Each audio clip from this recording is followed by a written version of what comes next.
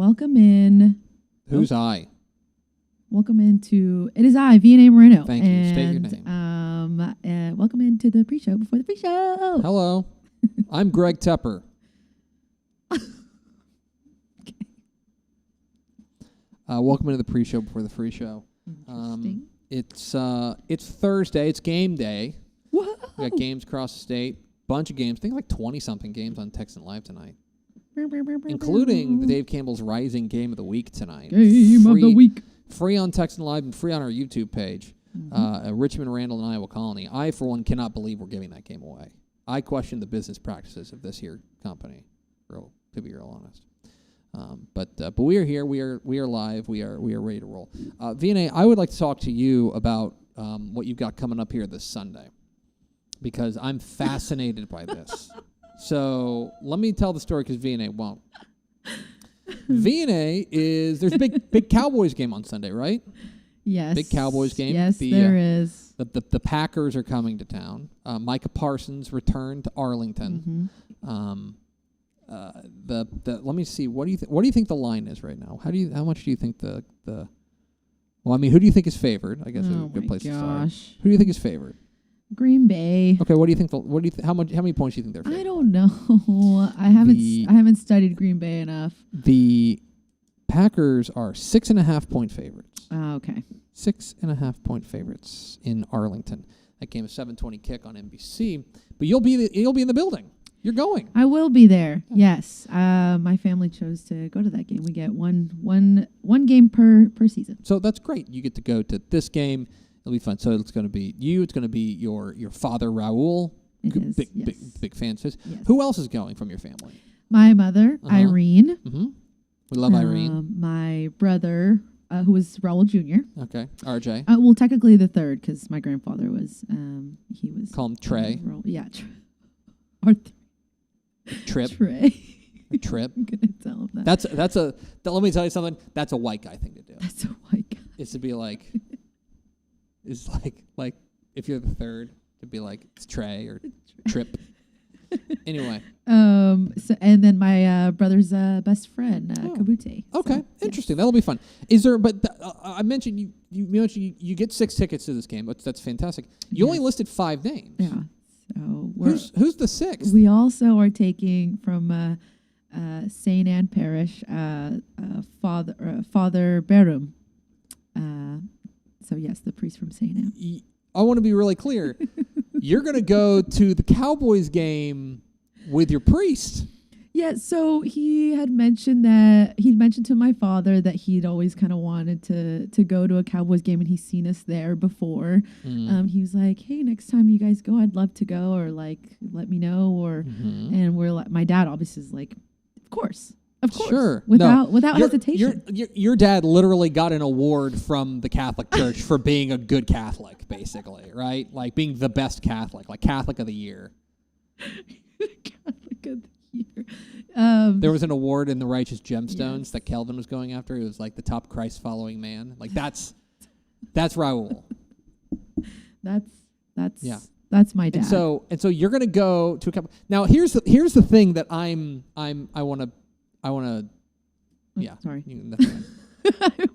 Because this I think that's great. And we should be treating men of the cloth with respect and dignity, and it's exciting that he's going to be joining you.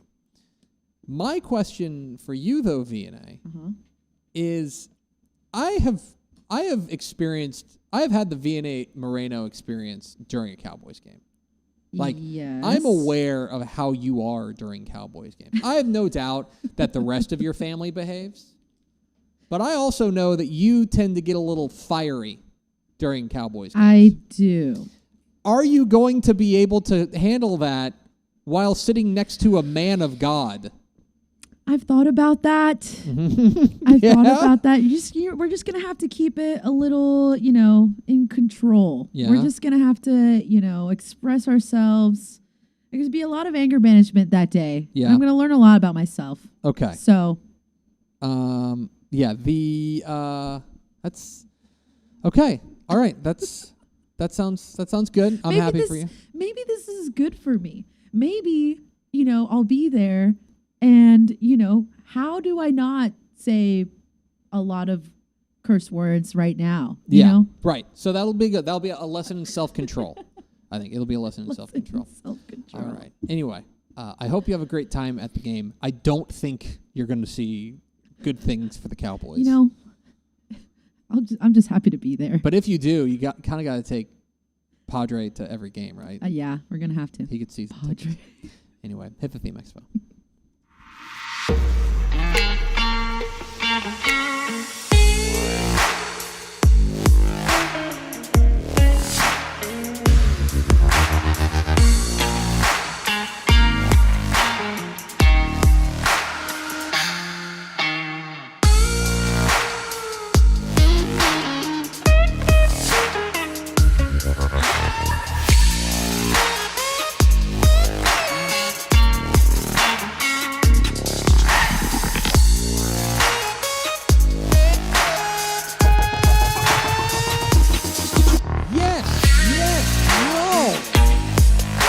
Dave Campbell's Texas Football Mothership here in beautiful Texas. You switched it on me. It is Texas Football Today, a show that our producer's trying to make me look dumb. Having me look all over the camera over here, too. I didn't realize. I think my might have switched them. My name's Craig Tepper. It's okay. I'm the editor-in-chief of Dave Campbell's Texas Football, a magazine, TexasFootball.com, a corresponding website. Thank you for spending part of your day with us, whether you're watching us live at TexasFootball.com, Facebook, YouTube, Twitter, Instagram, TikTok, Twitch. No, TikTok, not Twitch. You're watching us on a sweater, or you listen to us on the podcast, which you can subscribe to on the podcast vendor of your choice. Either way, thank you for doing your part to support your local mediocre internet show. I am sitting over there at the helm today, filling in today for a vacationing Ashley Pickle. It's our friend Vianney Moreno. Hi, Vianney Moreno. Hi, guys. Hello. Thanks for hopping on with us. You were pulled in off the bench to take it because Pickle, if you didn't know, Pickle is on I think she went to the moon, maybe? I think that's right. She went to the moon. Yeah. Today is Thursday, September 25th, 2025. 63 days to Thanksgiving. That means it's 9 weeks from today. Single-digit weeks from Thanksgiving. Wow. I need you to get your mind right now. Get your mind right. Do whatever you got to do to make sure you are ready for the most important and best day of the year. 9 weeks from today. Talk to your family. Get that ready. Happy birthday to our friend Brian Spraggins. To Mr. Ashley Pickle. Yeah. Today is B Smooth's birthday. Happy birthday. Happy birthday, Brian. Hope you're having a great day. That's why they're on that. That's why they went to the moon. Yes, this is Brian's birthday. They're honeymooning exactly. at the They're moon. honeymooning. I think. Yes. I think it's they're having like their 50th honeymoon. They do that. I don't know. 50th. Do you know what a honeymoon is? They're having like multiple. I don't. It's episode 1884. On today's show, folks, it's Thursday. It's game day. Week 5 of the Texas high school football season kicks off tonight. Big show for you planned. We got the top 10 games of the week. My picks for the biggest games across the Texas high school football landscape. We'll get into that. Then we're switching things up. We're going to have Craig Way right after that. The Texas High School Football Hall of Famer joins us every Thursday here on Texas Football Today. We're going to chat with him about Texas Longhorns. We're going to chat with him about the game that he called last week, which was Kilgore's win over Pleasant Grove, and the game he's calling this week, which is Salina and Frisco Panther Creek. So excited to talk with Craigers coming up here in a moment. Then back half of the show, it's Team Builder. Myself, Vianney Moreno, on behalf of Ashley Pickle, and Carter Yates select our players to watch in Texas high school football in week 5 of the 2025 Texas high school football season. Then we're going to be joined by one of the coaches that of one of the teams that everybody's talking about, the mighty Waxahachie Indians. Coach Shane Tollison will join us live on the program to talk a little bit about their huge win last week over Duncanville, their huge game this week against DeSoto. We will talk with Shane Tollison here towards the back half of the show. We're reversing, if you must know, we're reversing it because Coach was at practice, and now he has to. Anyway, that's why. Then we're going to round it out with mailbag, mail call. So get your questions in Facebook, YouTube, Twitter. All those places. We'll answer a few of your questions at the back half of the program. Then we will promote all the stuff we've got going on, and then we're going to leave. That sound good? Sounds good to me. Sounds good. Okay. Do we have first four through the door? Yes, we do. We have do a little. We have Joey Hill, jersey number 69. Nice. Tony Blaylock and Lowell Good. Welcome in, friends. Yes, We do appreciate you spending a little bit of your day with us.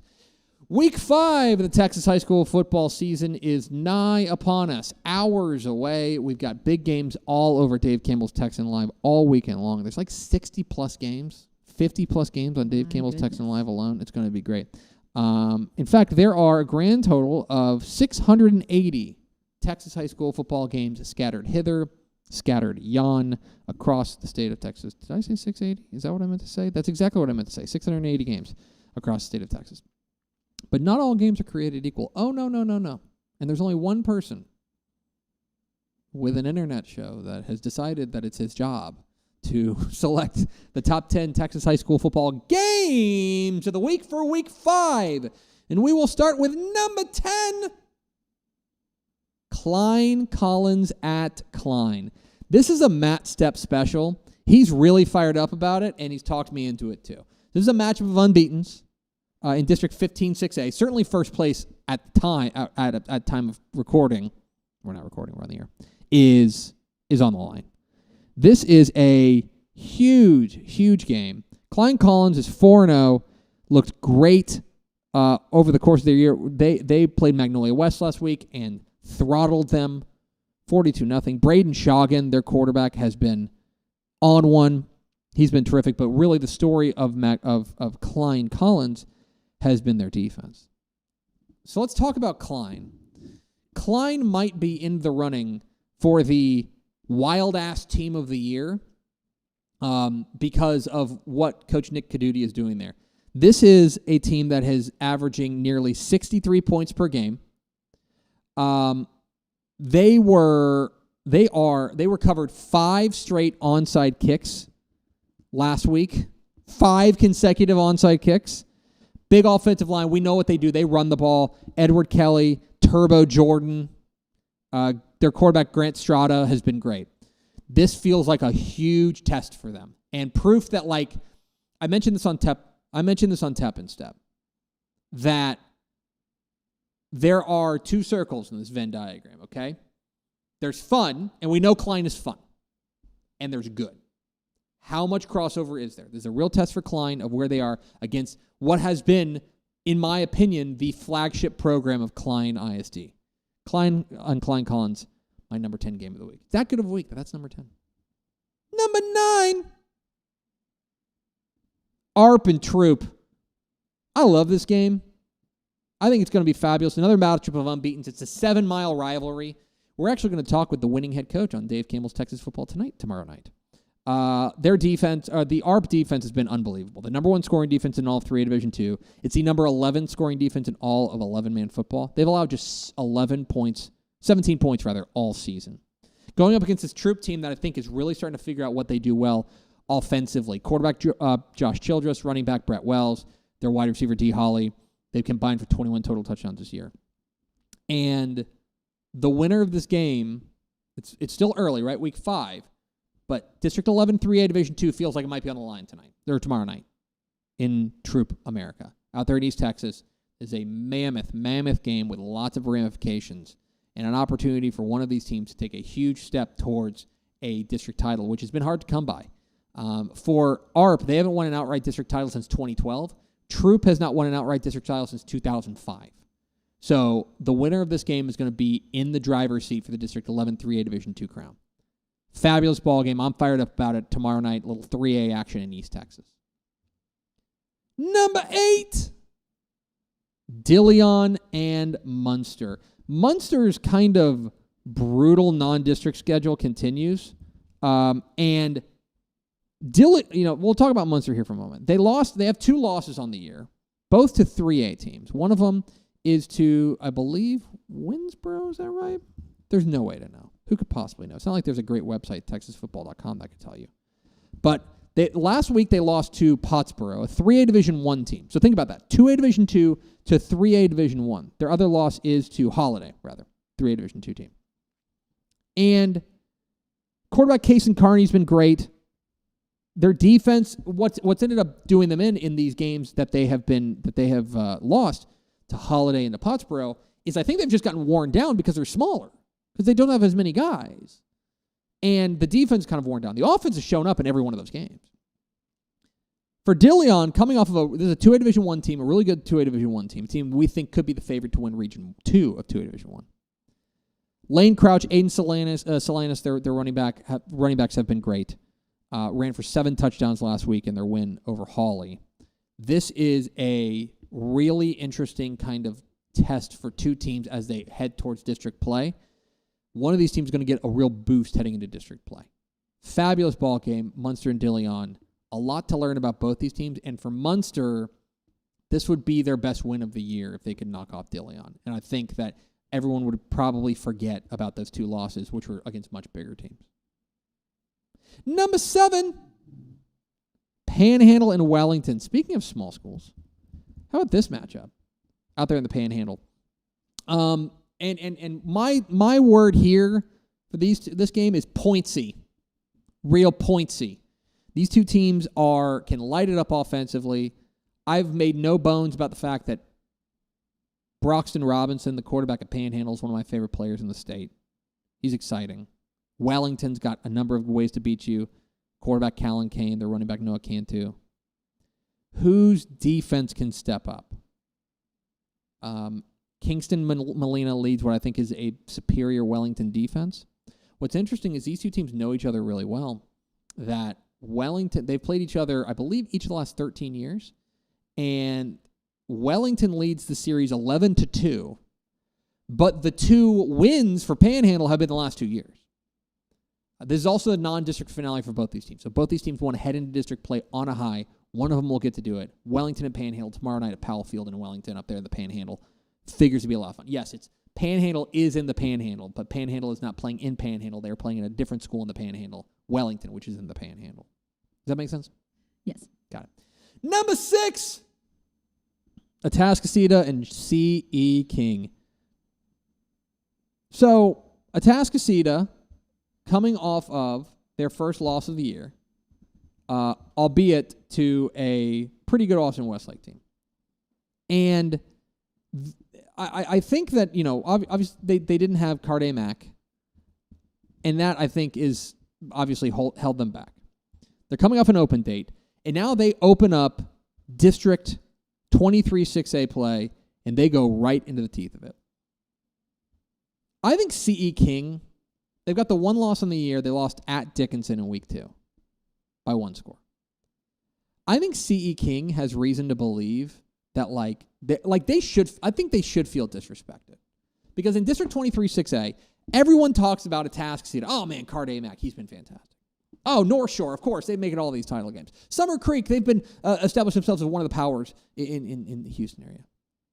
And C.E. King's just like, what about us? What about us? Corey Laxon, their new coach, I think has got them heading in the right direction. This is a team that can score in bunches. It'll be a big test for an Atascocita defense that has been touched up. I also want to know what the status of Carde Mack is. How healthy is he? Does he play in this ballgame? It's a fascinating game tomorrow night there in Sheldon. Number 5, San Antonio Piper and Smithson Valley. So a year ago, flashback to a year ago, San Antonio Piper got, I think, the biggest win in their program's young history when they knocked off Smithson Valley. This is a Comal ISD kind of battle. And now, if you remember, Smithson Valley went on to win a state championship, so they don't really care. But for Piper, they have to go on the road and try to duplicate it against one of the best defenses in Texas high school football. Smithson Valley has been terrific. Ty Knutson, their new quarterback, has been great. And really, that front seven for Smithson Valley is just relentless. Just stinking relentless. That's the challenge for Piper. Piper looking to do it again. The running game is going to have to get going. I think this game is a fabulous ball game, and it's a real test for this Piper attack, going up against one of the best defenses in the San Antonio area, certainly, and maybe in all 5A Division I. San Antonio Piper and Smithson Valley, which is very quickly, by the way, another district game, very quickly becoming a real, true rivalry, I think has an opportunity to steal the show tomorrow night. Number 4. Waxahachie and DeSoto. We're going to talk with the head coach of the Waxahachie Indians, Shane Tolson, coming up here at the top of the hour. Waxahachie coming off of what feels like a program signature win over Duncanville a week ago. The defense with Jaquan Snell, unbelievable. The offense made plays. Jerry Meyer came up with big plays down the stretch. And everyone's been talking about Waxahachie. We've been talking about Waxahachie. We're going to talk with the Waxahachie head coach. DeSoto had probably the worst 2 weeks started to a DeSoto season in years when they started 0-2 with losses to a team from Georgia, got drilled by a team from Georgia, and then they played North Crowley. Well, they've gotten the wheels back on. An absolute demolition of Corpus Christi Miller and an absolute demolition of Mesquite. Now, those two teams are not as good as North Crowley and the team from Georgia. Waxahachie is a lot closer to the two teams that DeSoto lost to than the two teams that DeSoto beat. But I think DeSoto's figured a lot of things out, especially on the defensive side. And I think they figured out what's happened, what works for them offensively. Specifically, just give the ball to Sherrod Baker. Where is Waxahachie's head at? Can they make sure that that game was not their Super Bowl last week? And is DeSoto capital B back? A lot to learn in this District 11 6A showdown at Eagle Stadium. Number 3, Waco, La Vega, and Stephenville. A game that I think somehow is flying under the radar. La Vega is closing out their brutal non-district slate. Remember, they have a loss to Salina, but other than that, they're 3-0. And last week against Brownwood, they were exceptional. Quarterback Courtney Parr was great. They got a star wide receiver in Jabari Thornton. We know their defense is going to be strong. Well, speaking of looking good, Stephenville looked great in their homecoming win over Abilene Wiley last week. And Trot Jordan, their new quarterback, has been great. Zyler McClendon, their running back, has been a real breakout player for Sterling Doty's squad. And the defense, which we knew was going to be good. They brought back 10 starters from a year ago. The defense held Abilene Wiley just 36-yard rushing on the night.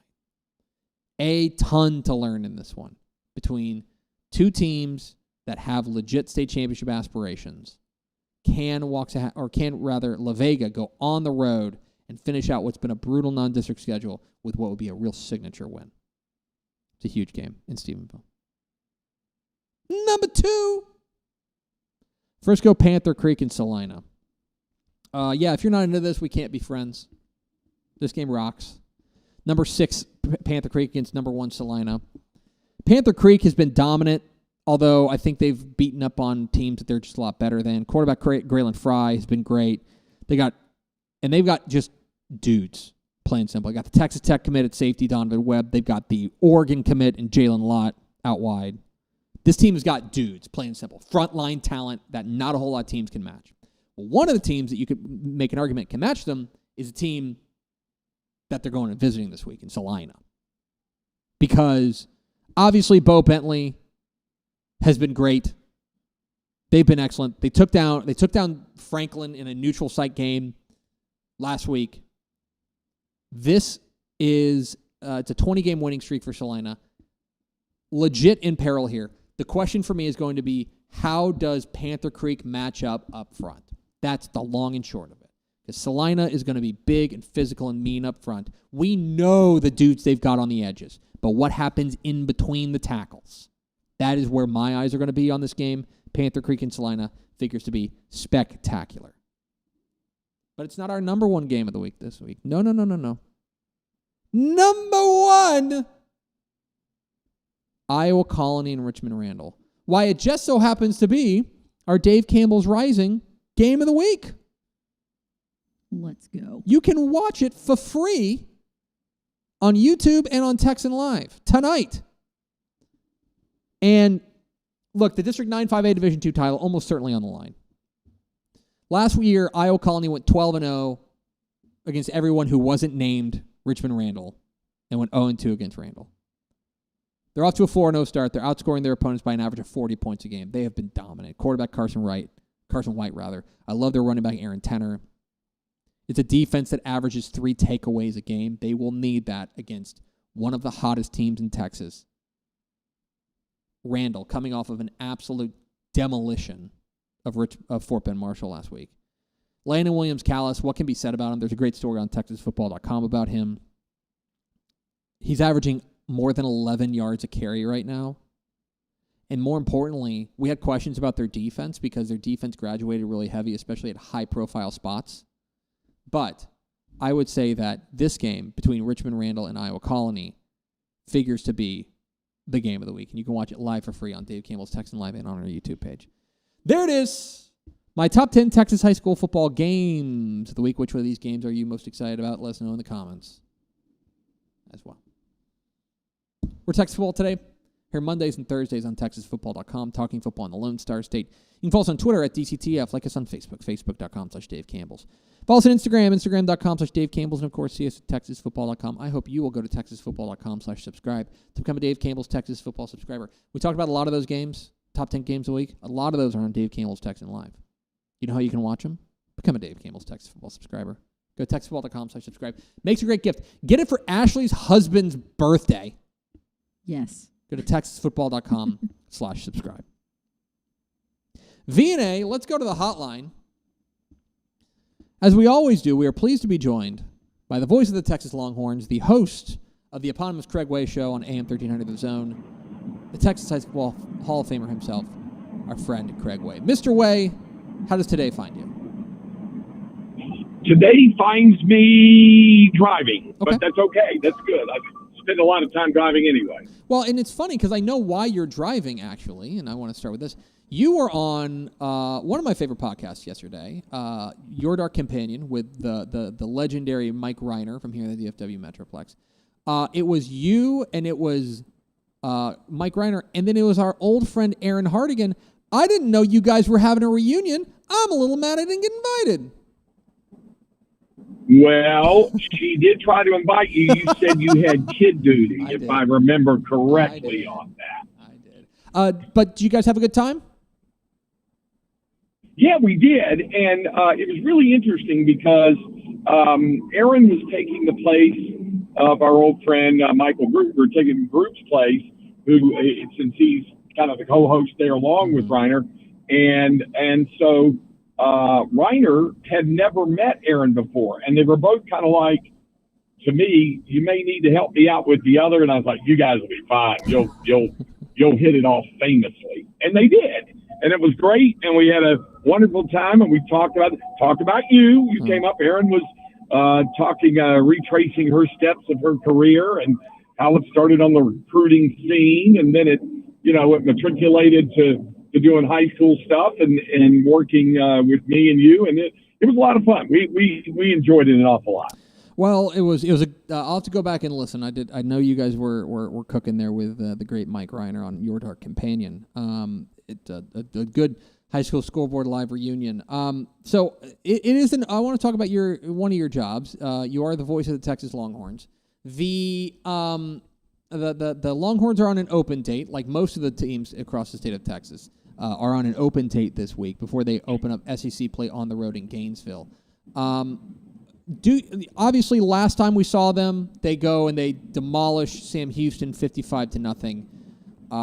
You in your position get to have your finger on the pulse of Longhorn Nation, as it were.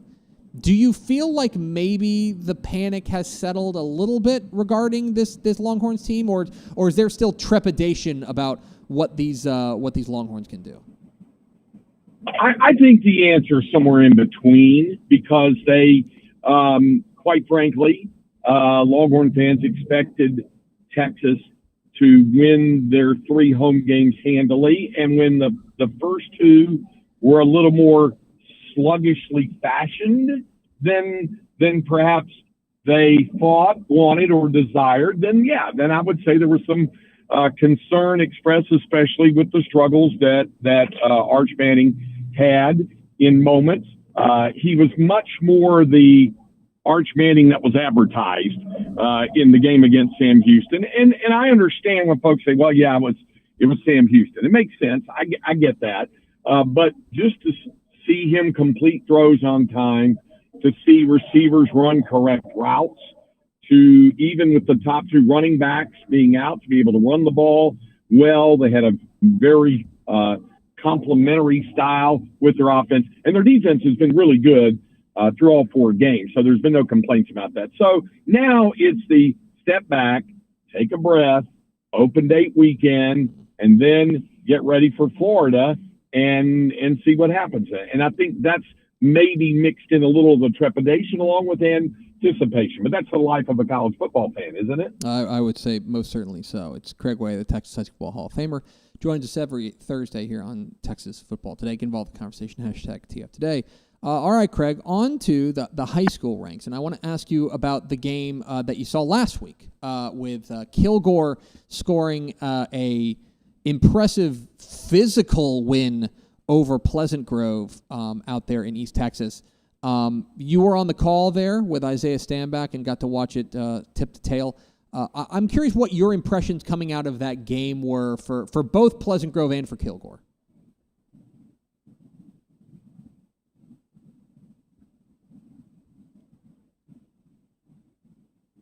He said to himself. Craig, do you got me? Yes. Now I think I got you. Okay, good. Well, I would tell you this, Tep. How many times over the years have you and I watched a slobber knocker of 2 East Texas powers? And what does it usually evolve into? Some would say devolve into. And it's running game and defense. And can you stop our running game? And can we move the ball on you? Kilgore found out it could do that. They passed in moments, and they do obviously have offensive pass weapons. But the running game was big, and most impressive, I think, was the way the Kilgore defense really stymied Pleasant Grove's attack. Because that's a good Pleasant Grove team and a really good Pleasant Grove offense, and I think they'll be good as the season continues to progress.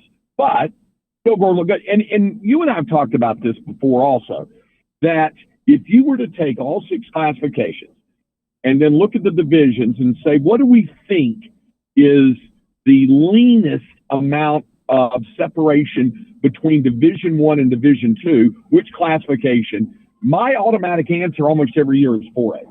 And I think there's because Carthage obviously in 4AD2 could certainly contend for a 4A Division I title, and there's other teams that could play Division II or play Division I, and so I think we'll see Pleasant Grove back on the grid and back as a contender. Obviously, the big bully is still Carthage to have to deal with, but Kilgore obviously is making its own statement, even as there's other ones on the horizon, like the ones I'm going to call on Friday night between Salina and Panther Creek. There's plenty of contenders out there. I just think Kilgore proved that they belong with all of those other contenders in Division I for sure. It actually segues me beautifully to my next question, which is about the game you're calling tomorrow night between Frisco, Panther Creek, and Salina.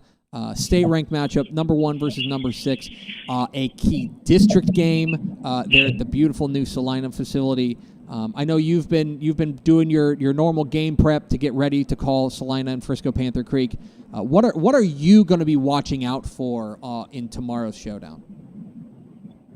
I want to see, both teams have won rather handily, and even by his own, you might say, estimation, Clint Surratt at Panther Creek says, I haven't played the most brutal of non-district schedules. We schedule teams that historically have been good. They just haven't been that good this year, but it's not just beating those teams the way they've dominated. But I want to see that offense for Panther Creek. I want to see Braylon Fry, and I want to see Donovan Webb and Jalen Lott and see how they can go, against that outstanding Salina defense. I want to see if they can get something past Luke Biagini. I want to see if they can get something past Maddox McCoy in the secondary and Julian Mayfield, those two guys on the corners. And then obviously on the defensive front, they've got some mean guys as well. So that's what I want to see. That's what I'm curious to see in terms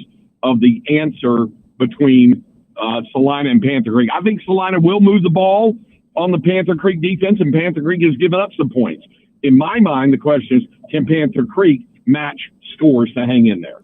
And finally, Craig, it's the meanest thing we do to each other each week. I'm going to give you 3 games and ask you to which one will you teleport to, but only one.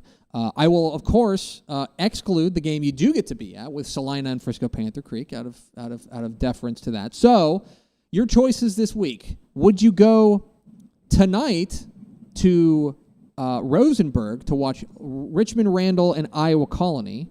Would you go to Stephenville tomorrow night for a non-district finale between Waco La Vega and Stephenville?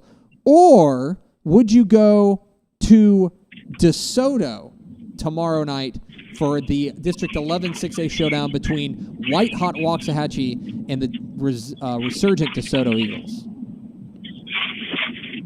Well, my answer is D, none of the above.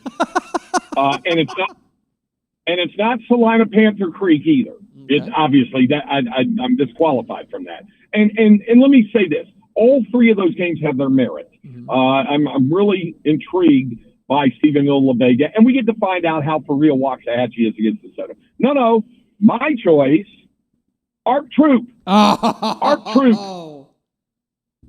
Give me another East Texas showdown of unbeatens with the almost certain guarantee that it will be a heck of a football game. And I might add, there's probably a good chance Marvian Overshone shows up at that game tomorrow night. I would say there's a decent chance of that, former Arc Tiger that he is. So I would say there's probably a good chance of that. But give me Arc Troop tomorrow. That's the one I want to see. Let me tell you. Other than the one I'm calling, obviously. If you guys ever questioned whether or not why Craig Way and I are friends, right there is your answer. That's about as mind-melding as it gets.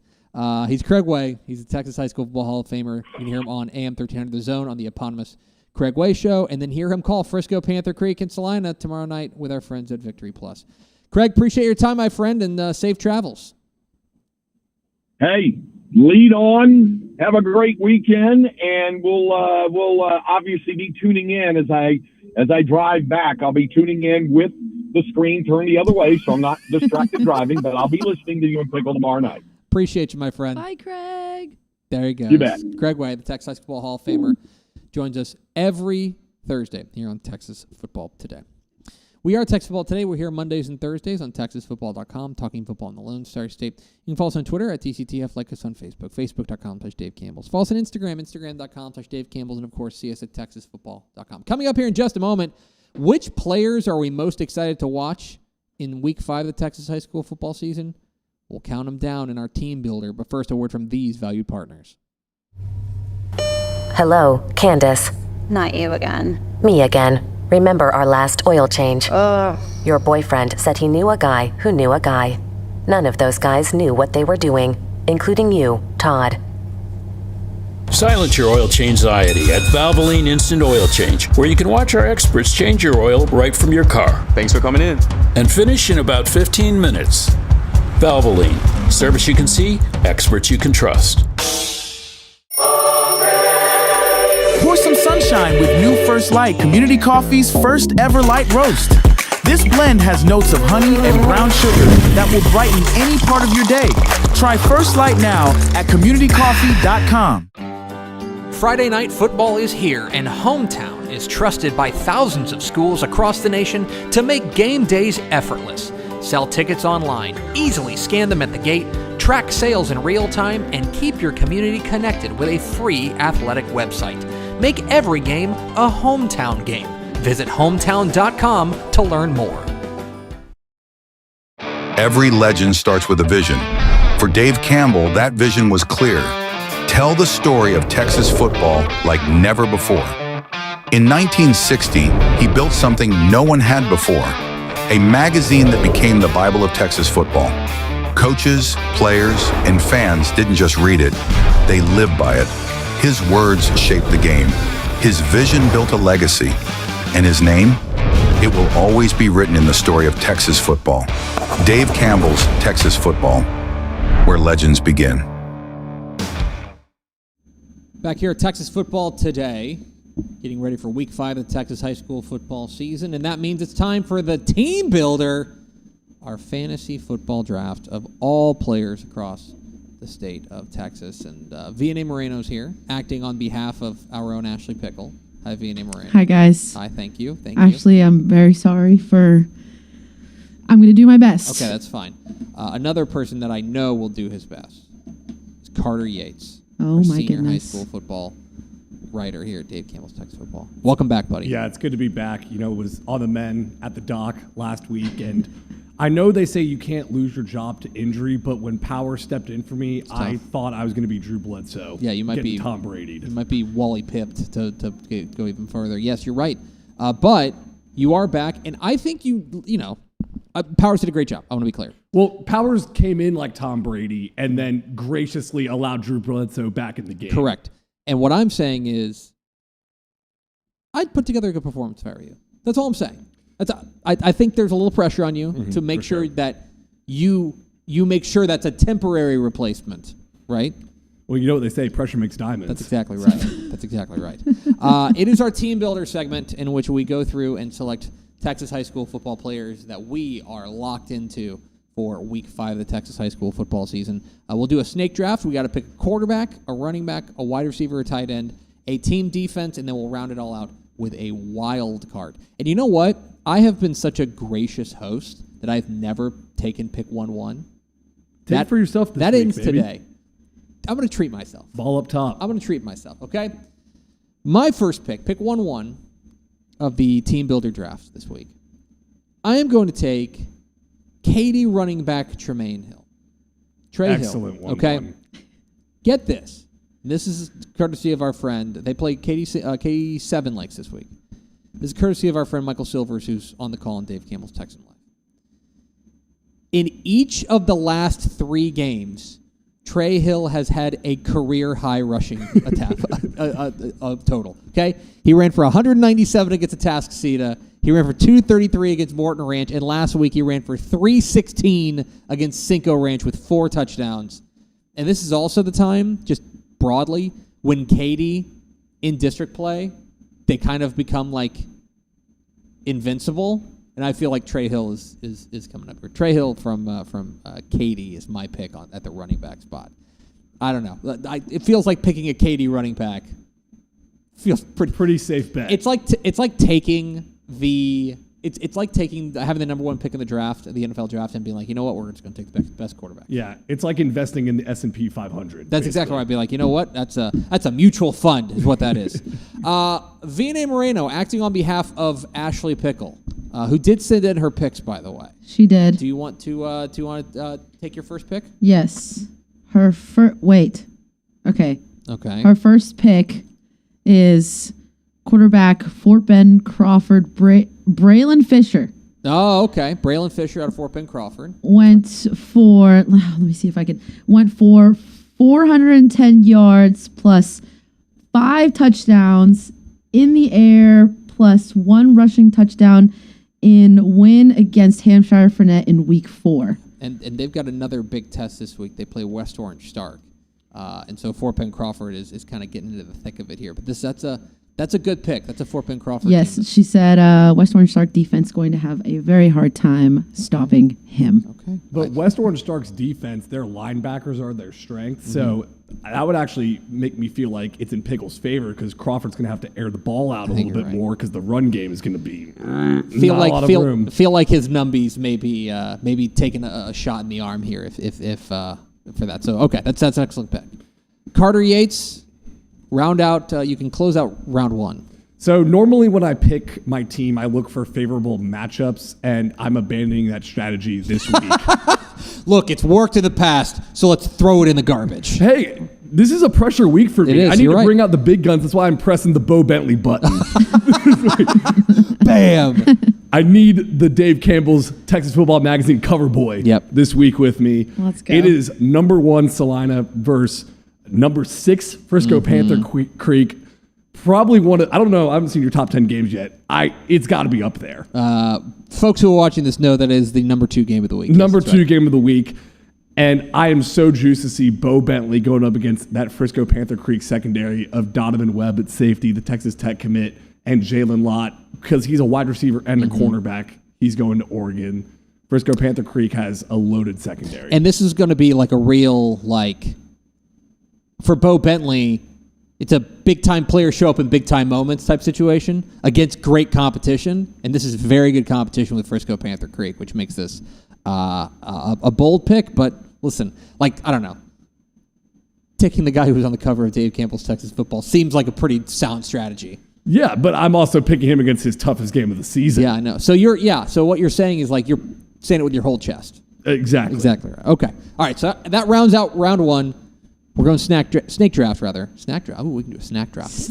Let's do a snake draft, and you can go with another pick. I also normally don't pick defenses this high, but I'm going to do that too. Wow. I'm going Fort Worth, Arlington Heights defense. Okay. I got a story out today on TexasFootball.com. They are the last unscored upon team in Texas, averaging a 61-point margin of victory. And I'm looking at Kanan James, the UTEP commit at defensive tackle. He is a 700-pound squatter, a 400-pound bench press guy who weighs 280 pounds. And by the way, he's got 2 twin brothers, Carter, who's a running back. Carter, who's a defensive tackle, and Carson, who is a running back. All sons of head coach Curtis James, a family affair over there at Fort Worth, Arlington Heights. Outscoring opponents 245-0. Pretty good. Pretty good. I'll go out on a limb, and I will say that if they continue that pace, they will win the state championship. They win every game by 61 points. Yeah, normally in a fantasy draft, if you pick a defense round 2, you get laughed out in the room, but Fort Worth, Arlington Heights, not a normal defense. Listen, they play Fort Worth Chisholm Trail this week, and the defense is great. It's a great story on TexasFootball.com. You can read about the Fort Worth, Arlington Heights. The final, I'm sure Coach wouldn't call it a perfect defense, but from a scoreboard perspective, they're the perfect defense right now. Can Chisholm Trail get through them? We'll find out. All right, Vina Moreno. The Ashley Pickle proxy. Yeah. Okay. I think her second pick is. You think? No, it is. It is. It's on. Are we getting a freestyle? Wait. The at the very end, we do wild card at the very end, right? She's like, you know what, Lake Dallas. Yeah. Wild card is last. Okay. So let me do this. Okay. Running back, Austin Anderson. Senior running back Caleb Crenshaw. He's averaging 175 rushing yards per game, 7 touchdowns on the year. Huge game to spoil A&M Consolidated's party and start the tie-breaking chaos in 12-5 AD1. That's a bold move. That's a bold pick by Pickle. Bold pick. Because the bold pickle. Austin Anderson, this is a huge game in District 12-5A, Division 1. A&M Consolidated's already beaten Pflugerville Weiss. They've already beaten College Station. They got to be flying high. Austin Anderson's kind of flying under that radar. They've been very good to start the year. Can they find a way to spoil the A&M Consolidated party? Because you're right. She's exactly right. If Anderson knocks off A&M Consolidated, what feels like a relatively easy to understand district gets thrown into the wood chipper, and then we'll have to get out the tiebreakers. But yeah, this is a guy who's averaging 175 yards a game, 9.5 yards per carry. Almost a first down to carry. Almost first down to carry. Just hit the Crenshaw button. Hit the Crenshaw button. All right. My next pick. Oh God. I'm going to go quarterback, and I am also going to stay in kind of the greater Austin area. Pflugerville quarterback Cole Taylor is my pick. Love it. Cole Taylor last week against Austin Navarro threw for 8 touchdown passes. That's the most in a game this season. He's on a heater, and they've got a game this week against winless Elgin. I think he's going to show out in that one. Cole Taylor from Pflugerville. It's like if you watch the show Friday Night Lights, that's actually the TV show Friday Night Lights. The Pflugerville uniform, because they got the P on the helmet and stuff like that. That's an annoying show for a lot of reasons for me, but I do like the uniform. Most annoying because they didn't have a quarterback like Cole Taylor. That's exactly right. If they had a guy like that, who's this Matt Saracen scrub? Anyway, yes, I like Cole Taylor from Pflugerville as my quarterback. All right, we're snaking it around. It's now my next pick, and I am going to go with a defense in the third round because I'm not crazy. I would never take it in the second round. What kind of psychopath would do that? I'm going to go with the Edinburgh Vela defense, the Sabercats. They are 6th in 5A Division I in scoring defense. They got a big game this week against McAllen. But here's the reason why. Caden Hoover, their defensive back, has 8 interceptions through their first 4 games. Overall, this Sabercats defense in 4 games has taken the ball away 16 times. 16 times. If you get 4 takeaways a game, I would love to. That feels like it's noble, certainly from like the college football NFL ranks. That like 4 takeaways in a game, your winning percentage has got to be like above 90%, right? If you're taking the ball away 4 times a game, that's what the Vela defense does. They take the ball away. I like the Edinburgh Vela defense against McAllen this week. That is my defensive pick.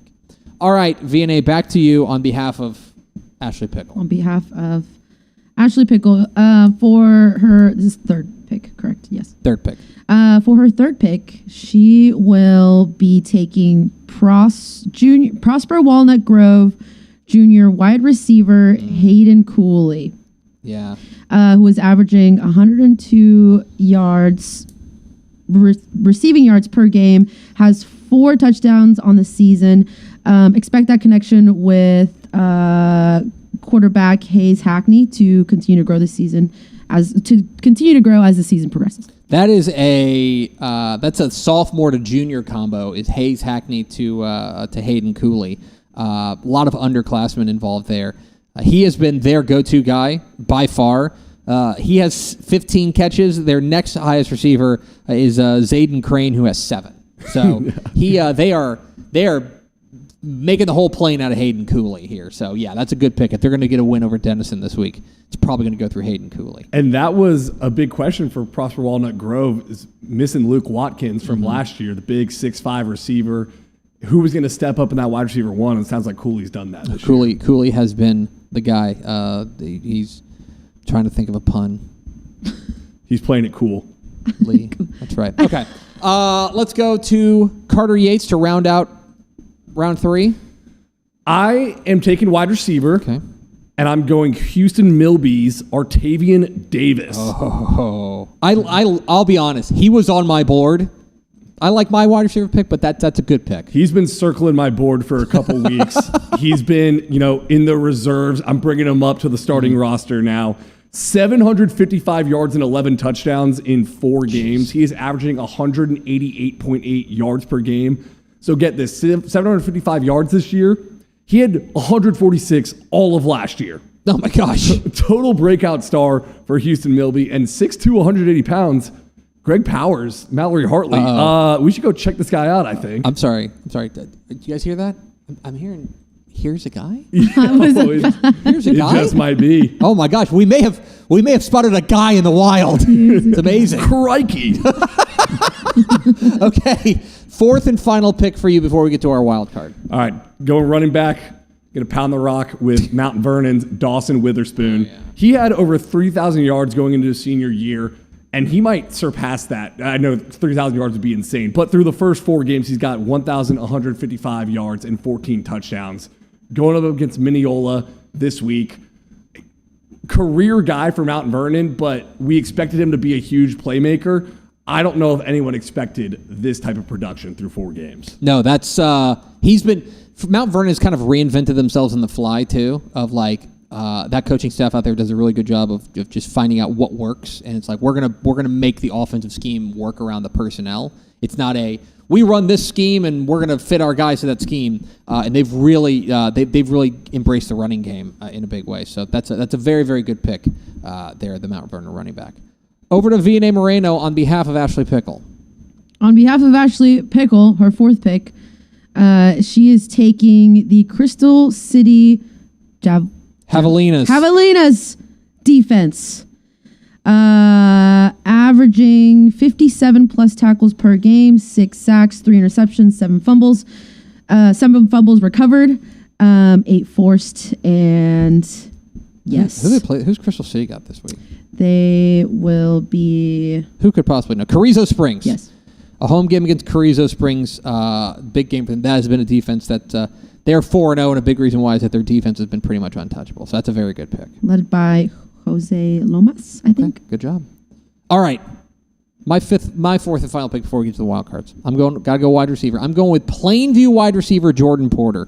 So last week in there against Dumas, Jordan Porter had 18 catches. 18 catches in a game. And let me tell you something, because I went looking up. I'm like, 18 catches. That seems like a lot. It is. That is the 46th time in UIL 11-man Texas high school football history that anyone has ever had 18 or more catches in a game. He was uncoverable, was Plainview wide receiver Jordan Porter. He was spectacular in their game against Dumas. You take a look at his stat line overall for the year. He has been a volume shooter. That is for sure. He is. Let me find his full numbers. Coming into the game, he only had 9 catches before that year. Just doubled his output. And then he just doubled his output there with 18 catches against Lubbock Cooper, or rather against Dumas. They played Lubbock Cooper this week. I think he's going to continue. It can be Jordan Porter from Plainview as my wide receiver. That might be my favorite part of this segment is just check out the stat line. Yeah, that is. It's kind of amazing because I think like Kagan Ash, our 2A Bill Fortuff Player of the Week, put together like the stupidest play line of all time. But I'm fairly certain he's been drafted before in this draft. So that's the challenge now, is that we got to make sure we're spreading the love. Mm-hmm. That's exactly right. All right. So now it's on to our wild card selections, and we'll go in reverse order here. Carter Yates, what is your wild card selection? This could be any position for any reason. The only rule is that it kind of has to be a little bit off the board. Well, the good news is my guy plays multiple positions. Oh, okay. So, yeah, I need this to be the wild card pick here. I'm going Tioga, wide receiver turned quarterback, Greeley McCaden. Mm-hmm. He was a first-team all-district wide receiver last year. He's been a part of 3 state championship relay teams for this Tioga squad. 1,000 all-purpose yards and 13 touchdowns in the first 3 games. Jeez. And then he moves to quarterback because of an injury. And check out this stat line, 19 carries for 278 yards, 4 touchdowns. and then you expect when you move a wide receiver to quarterback, it's like, okay, he's just going to run the ball only. Mm-hmm. He throws the ball 21 times for 187 yards and a touchdown. How often do you see a guy? Here's a guy. He is the team's leading passer. He is the team's leading rusher. He is the team's 3rd leading receiver. That doesn't make any sense. Oh, and by the way, he plays defense too. He's got I think he's got a tackle on the year or something like that. Like he has been everywhere for them. So yeah, that's a good pick, McCaden there from Tioga for a wild card pick. All right, V&A Moreno. Who did Ashley Pickle take as her wild card? Which deep snapper did Ashley Pickle take? Did she pick a punter? She took a senior fullback / defensive end, Nixon Smiley. Oh, yeah. Who is... no, Nixon Smiley is the name of the school. Oh, Nixon Smiley, who is Julian Amai, who is Nixon Smiley, 4-year varsity player, 186 yards, 4 TDs rushing, 1 completed trick play pass, 9 tackles, 2 recovered fumbles. Okay. There we go. A little bit all over the place. This is her now. Okay, that's great. Good. That's what she's been dealing with. Listen. We play through adversity here. We play hurt here on the team builder. All right. I was wondering why V&A was struggling to read some of the stats, and now I know exactly why. Because she's reading a photocopied notebook. She's reading a photo. She's reading a printed off photo of a notebook. I thought she was just looking at her phone, like text messages or something like that. Oh that is so hard to read. All right, I am. It's her handwriting. Well, she has nice handwriting though. Yeah, but it's still like photocopied. I was going to say, yeah. It is the light glare from a picture on a photocopy. Right. You're reading like 6 degrees of separation of the actual writing. All right. Here's a wild card, and I don't know if it gets more wild card than this. I'm going to take the quarterback of an 0-4 team. Oh, That's yes. right. Shamrock Fighting Irish quarterback Jace Moon. Oh my God. He's going to throw some moon balls. The sophomore quarterback last week against Sanford Fritch threw for 443 yards and 4 touchdowns in a losing effort. Shamrock's offense is real cut the brakes. They have run the ball 45 times this year, and they've thrown the ball 111. Okay? They are putting it up, are the Shamrock Fighting Irish. They're 0-4. They got a game this week against Spearman. But sophomore quarterback Jace Moon, I'm an early adopter. He's got it in him. You're getting in on the ground floor. Getting in on the ground floor. I know, like, listen, like the stock is pretty low. They're 0-4 right now. But when the Jace Moon stock hits, he's my Bitcoin. Jace Moon is my Bitcoin. So there you go. That is my wild card pick, and that is our team builder. Let us know in the comments and on social media who you think won. Is it Greg Tepper and my excellent team? Is it Carter Yates and his fairly okay team? Or is it the team that came off of a printed off photo of a notebook from Ashley Pickle? Let us know in the comments. That's the team builder for this week. Carter Yates. By the way, tonight, you're getting on the road right after this.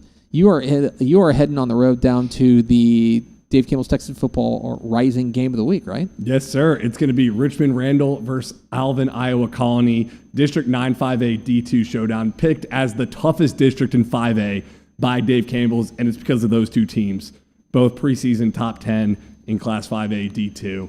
Both new schools where they started playing varsity football in 2022 and have very quickly risen to the class of the greater Houston area, with Richmond Randall going 16-0, winning that state championship last year, and Iowa Colony going 12-2. You want to take a guess who their 2 losses were to? Yeah, they were 12-0 against all teams not named Richmond Randall. So you don't think they want their get back tonight? Yeah, this is going to be a lot of fun, and you get the Landon Williams Callis experience. Oh yeah, it's going to be. You got a great piece on TexasFootball.com about Landon Williams Callis as well. So make sure you go check out all of Carter's excellent work there, and listen to him on the Dave Campbell's Texas Football Rising Game of the Week, free on YouTube and Texan Live. Carter, thanks for joining us. Thanks, me. There's team builder. Well, let's not spoil it to it. Vina, let's go to the Biology Hotline. Let's go to Ellis County. Please be joined by a coach that of a team that a lot of people around the state are talking about. The Waxahachie Indians. Coach Shane Tollison joins us. Coach, how are you? I'm doing well, man. How about you? I'm doing great. I guess the first question for you is what's the last week been like for you in Ellis County? I felt like we've done a really good job. We're trying not to, get too high with the highs and too low with the lows. Obviously, when you beat a team as prestigious as Duncanville, a lot of that comes with it. But I've told this team to do the things that we're expecting to do here in Waxahachie. It comes with it, and that's part of it. We got to be able to know how to handle success. I know being at Den Ryan, that was something that was taught to me by Dave Hennigan and Joey Florence, and just to learn how to win and humility when you win and gracious when you lose. But so it's been crazy, to be honest with you. You're the only second person other than a local place here in town that I've accepted an invite from. Oh, well, I appreciate I feel honored, Coach. I'll try not to screw this up because you guys have been rolling. This does feel like, obviously there's still work to do, and we'll talk about what you guys got coming up tomorrow night. But a win over a program like Duncanville does feel like from our perspective, a culmination of what has been a really steady build there under you down there in Waxahachie. Does that feel like a milestone for you as far as building this program is concerned? What 100%. I respect what Coach Samples has done at Duncanville and what they've done, and I have nothing but respect for them. I just know that this year going in, I told the kids this is year 5 for me. I gave them the analogy about the the bamboo. it takes up to 4 years of watering and watering and watering for you ever to see anything growing out of the ground. But once it does, it grows 90 feet in 6 weeks. So it's been a long time coming and focusing on the process, not the outcome. There's been some heartbreaks in the last 4 years. So all those things, and with faith, you go through those things for brighter things ahead. And I'm just proud of these coaches, these kids, this administration, just for everybody to being on board and doing the work they did all before I got here, as I've been here, all that's been building for a game like that. Well, Coach, I want to ask you about your defense, which really did take, I think, center stage last week. And to be really clear, your defense last year was pretty darn good. And yet, it seems to me that you guys have taken an even more pronounced step defensively. What have you seen from your defense so far this season that has you encouraged? Well, the guys that are back, they're seasoned. We had a lot of sophomores in that defense last year. I know we had to replace two new corners, a safety, a 3-year starter for me at safety, 3-year starter for me at defensive end with Caden Pointer and Malik Esparza. So it's been difficult to replace those guys, but they've really stepped up. In the leadership that we have with DeMar and Cooper and my son at linebacker, I feel like that they've really just put them on their back. And it all starts up front, with Coach Mason and Coach Zach Williams, what they're doing with the defensive line. And my defensive coordinator, Lawrence Williams, and the game plan that we're coming up with to help our kids be put in a position, because a lot of it's just them. It's not us. And they're buying into the 9-5-9 motto, which is 9 men within 5 yards of the ball 90% of the time. That's how we measure defensive guys, of the distance they are from the football in every play. And to see that growth and to see the importance of what we emphasize come alive on Friday, it's been fun. Talking with Shane Tollison, the head coach of the Waxahachie Indians, here on the Ballology Hotline on Texas Football Today. Coach, you mentioned your son, Caden Tollison, who's been so instrumental to that defense. I do have to ask, I like asking coaches about this, where's the line between dad and coach, especially out there? Because I know that's fun, but also a difficult thing to balance sometimes. It's been, I'm going to be honest with you, it's been probably the hardest thing that me and my wife, our family has gone through. He's such a competitor, and being a coach's kid, and all the coaches out there that might be listening to this and watching this can understand where I'm coming from. I saw Dave Hennigan do it with his sons at quarterback, but I'm so glad my son don't play quarterback, to be honest with you. But everybody's, they look at you exactly because you're a kid, but so he has to not just be good, he has to be leaps and bounds better than everybody. And I put a lot of pressure on him, probably undeserved. I had a great talk with a coach that used to coach the safeties at Texas. That's now I think the head coach somewhere else. But I asked him, and he said it's probably the hardest thing. I try not to talk about football at home. I try to make it just about how his day was, but when he's out here, you can ask anybody that's a part of our program. I'm probably the hardest on him than anybody. And, I'm hoping one day he'll look back and know why. So it's been tough. Let's talk about the offense, and specifically your QB1, Jerry Meyer III, who has been really strong for you guys. A TCU commit. I'm sure there are some Horned Frog fans who are watching. What are the Horned Frogs getting in their guy, Jerry Meyer III? Oh man, I tell you, what a great job that Sonny has done. Bryles, what they've done with him and his family to get him to commit right now has been unbelievable. And they're getting a kid that is so competitive and hates losing more than he loves winning. He knows how to get people to follow him. He's a leader. He's on our player committee as a junior. He's done all the things that you need him to do. And I'll say this, and this is how I know he's going to be successful. Is with his kind of arm, he would come in. He needs any kid like him would come in here and go, I want to throw the ball. I want to be aired out, spread. That's really not how we've been winning these games these last few weeks. It's been leaning on our run attack because everybody knows him and Cohen Brown and that marriage and how are we going to stop that. And I've not heard him complain not one time. Not Coach, can we throw it more? No, Coach, do this. It's been Coach whatever and him. If you look at statistically, he didn't have a great statistical night versus Duncanville, but I don't think there was anybody happier than Jerry Meyer. And finally, Coach, the good thing about beating Duncanville is that the schedule eases up for you this week. You get actually, hold on, let me check this out. Actually, quite the opposite. Tomorrow night, 7 o'clock at Eagle Stadium in DeSoto, you get a shot at another one of the teams that has dominated District 11 6A in recent years, the DeSoto Eagles, who 2-2 certainly feels like a mysterious record, but maybe not indicative of that team that you're going to be facing on Friday night. I'm not going to ask you to give away all your secrets here, but when you take a look at what you're going to be up against tomorrow night, what do you see? Well, there's probably people out there that have, reached out to me, told me don't take the cheese, or Coach, I bet you have rat traps all over. It's a trap game. This is no trap game. We've never beaten DeSoto. So I don't know how anybody can think this is a trap game, that we can overlook them. You put them on tape. They're as good as anybody, what they're done. I respect what they do up front. I respect their players, the skilled players they have, the scheme that they have. They know how to coach over there, and we better go over there or we can be the same thing that happened the week before about like Duncanville. So we don't fear them, but we respect the crap out of them. We know we got to go play well. And I'm anxious to see how we respond. We're going to learn a lot about our football team on the road at DeSoto. But if anybody out there thinks that we're overlooking DeSoto, they're out of their mind. He's Shane Tollison. He's the head coach of the 3-0 Waxahachie Indians. Coach, we so appreciate your time. Congratulations again on all your success, and good luck tomorrow night. Man, I appreciate it, and I really appreciate what you guys do for high school sports in Texas. Absolutely. Appreciate you, Coach. There he goes. Shane Tollison, Thank you. head coach of the Waxahachie Indians, joining us on the Biology Hotline.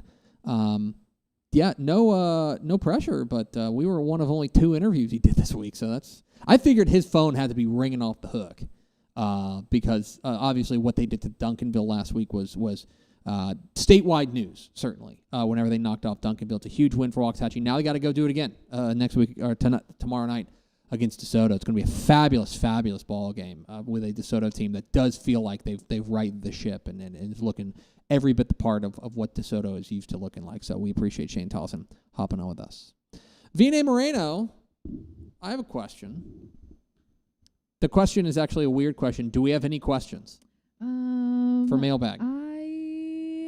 I just submitted, I was asking people in the comments. Let me see. I think we did have one. Sorry, it's okay. My computer's far away. Vina, I want to be very clear about something. Vina is the hardest working woman in show business. She got called into a late substitution here to take over. That was pretty cool, though. I'm happy that we were able to get you in. Yeah, Coach, that worked out great. Yeah, by the way, that's something, as you can see, we're trying to up some of our game around here. There's been some fits and starts technologically while we all figure out how our new toys work, but we're really excited about kind of revamping this show. All it took was 1,800 episodes, and we started trying to take this thing seriously. So I'm kidding. We have a couple questions. Okay. Well, also, first, someone had said, Moreno unsure about javelina pronunciation. Yeah, I was going to say, okay, I'm glad someone else said that. Because I can't say it. But yeah, you had trouble with javelinas, and I was like, VNA. Come on. We got to get that right. As a Texan, that's important to get. On the spot. Javelinas. You just never know. You're right.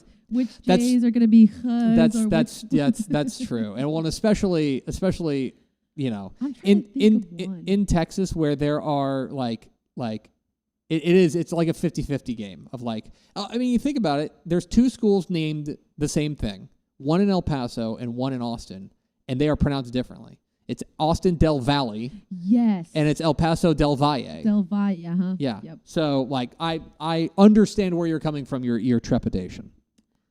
We had someone ask, Tony Blaylock was asking, what's your panic level on College Station? Yeah. For the first time in program history. Yeah. It's kind of high, and I'll tell you why.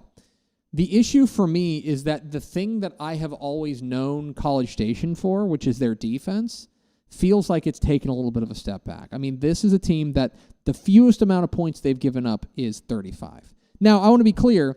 I think every one of their losses is pretty excusable. Their opponents, are a combined 14-1 so far. So, they can certainly right the ship. And there are smoother waters ahead, right? They're going to get to play teams that I think that they're a lot better than. My concern, though, about them is that they have already fallen behind in a way that is going to be difficult to survive. And here's what I mean. District 12 5A matches Division 1 matches up with District 11 5A Division 1 in the first round of the playoffs.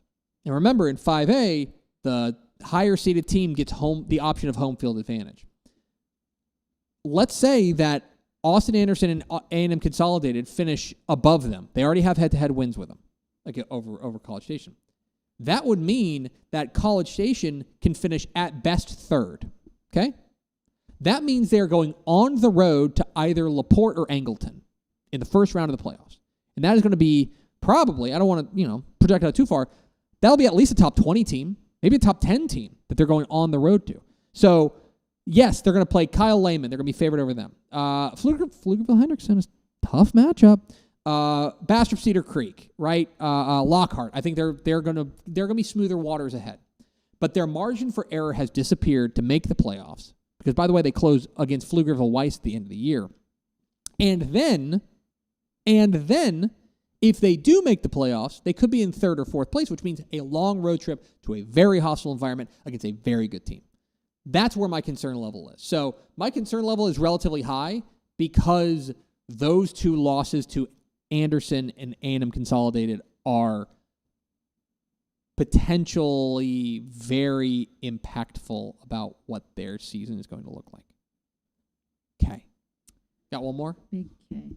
I think that's okay. I think that's we it. can wrap it up. We did a lot. We did so much today. And guess what we're going to do tomorrow? Even more. That's right. It's Dave Campbell's Texas Football Tonight. 10:30 p.m. tomorrow night, wherever you're streaming. It is our statewide recap show, the statewide recap show of record in Texas high school football, with scores, highlights, analysis, coach guests. We will have, I don't mind telling you guys this because you stay till the end of the show and you deserve a little treat. We will have the winning coach of ARP versus Troop, and we will have the winning coach of Temple versus Killian Shoemaker on our air live on Friday night. So make sure you come and hang with us. 10:30 to midnight tomorrow night, wherever you stream. Wherever you're watching us right now, it'll be a lot of fun. Everywhere. And by the way, it streams for free. For free. So make sure you go check that out. That's tomorrow night. Wait, you asked me where I'm going to be on Sunday. Where are you going to be on Sunday? Nowhere in particular. Nowhere in particular. I'm going to be hanging out with my family. Okay. Yeah. It's going to do it for us. Thanks for spending a little bit of your day with us. Follow us on Twitter at DCTF. Like us on Facebook, facebook.com/Dave Campbell's. Follow us on Instagram, instagram.com/Dave Campbell's. And, of course, see us at texasfootball.com. Thanks again to Craig Way, the Texas High School Football Hall of Famer, and the head coach of the Waxahachie Indians, Coach Shane Tollison, for being our guests. For and I guess Carter was here, too. Thanks, Carter. Wow. Thanks, Carter. For V&A Moreno, I'm Greg Tepper. We will see you tomorrow night for Dave Campbell's Texas Football Tonight, and then we will see you Monday for Texas Football Today.